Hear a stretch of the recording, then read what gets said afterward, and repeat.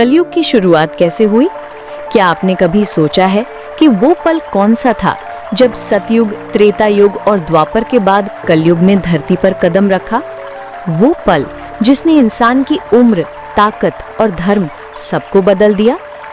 आज हम आपको ले चलेंगे 5000 साल पीछे, उस रात में जब भगवान श्री कृष्ण ने धरती से विदा ली और कलयुग की दस्तक सुनाई दी। 4 युगों का चक्र।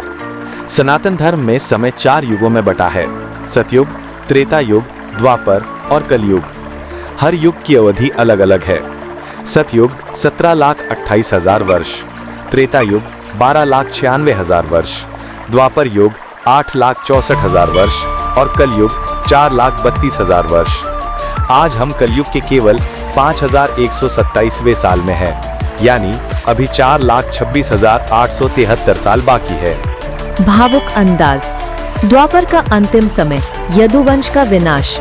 द्वापर युग के आखिरी दिनों में भगवान कृष्ण के वंशज यदुवंशी अपनी शक्ति और ऐश्वर्य में इतने डूब गए कि मर्यादा भूल बैठे। एक दिन उन्होंने ऋषियों के साथ मजाक किया। सांब नाम के राजकुमार को स्त्री का वेश पहनाकर संतों से पूछा, बताइए ये महिला किसको जन्म देगी? ऋषियों ने क्रोधित होकर श्राप दिया कि इसे एक लोहे का मूसल पैदा होगा जो पूरे यदुवंश का विनाश करेगा। वही मूसल पैदा हुआ, लेकिन उसे पीसकर समुद्र में फेंक दिया गया। परंतु समुद्र ने उस लोहे की राख को किनारे पर फेंक दिया और वहां उगे नुकीले तेज धार वाले घास के रूप में प्रभास तीर्थ की त्रासदी। तेज स्वर और बढ़ते तनाव के साथ वर्षों बाद प्रभास तीर्थ में उत्सव के दौरान मदिरा के नशे में यदुवंशियों में झगड़ा हुआ।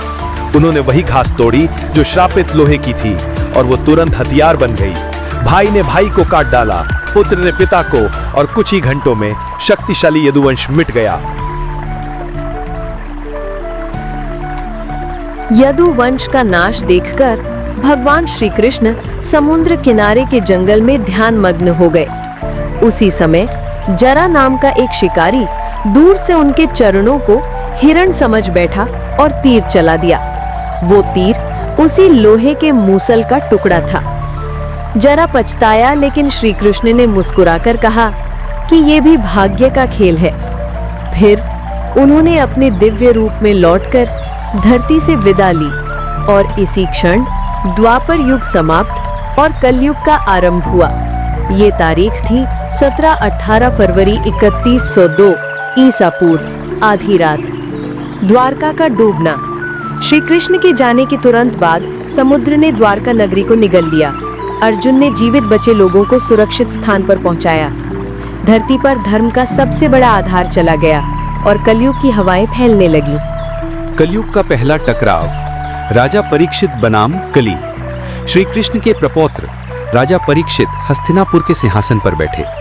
एक दिन उन्होंने देखा कि एक नीच व्यक्ति गाय यानी धरती माता और बैल यानी धर्म को पीट रहा है।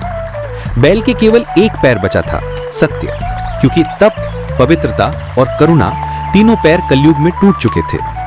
राजा ने उस व्यक्ति को मारने का प्रयास किया, पर उसने अपना नाम बताया, मैं हूं कली।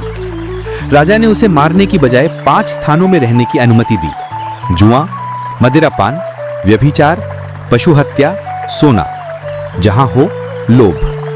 यही 5 स्थान कलयुग के केंद्र बने। कलयुग के शुरुआती संकेत।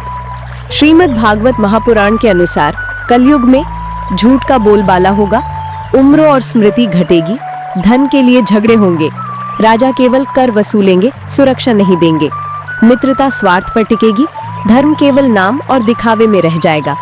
लेकिन एक वरदान भी है, क्योंकि कलयुग में केवल भगवान का नाम जपने से ही मोक्ष मिल सकता है।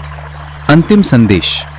कलयुग की शुरुआत भले ही अंधकार से हुई, लेकिन इसमें एक विशेष शक्ति है। थोड़ा सा सच्चा भक्ति भाव जीवन को पार लगा सकता है। तो सवाल ये है कि इस कलयुग में हम किस ओर चलेंगे, अंधकार की ओर या भक्ति की ओर?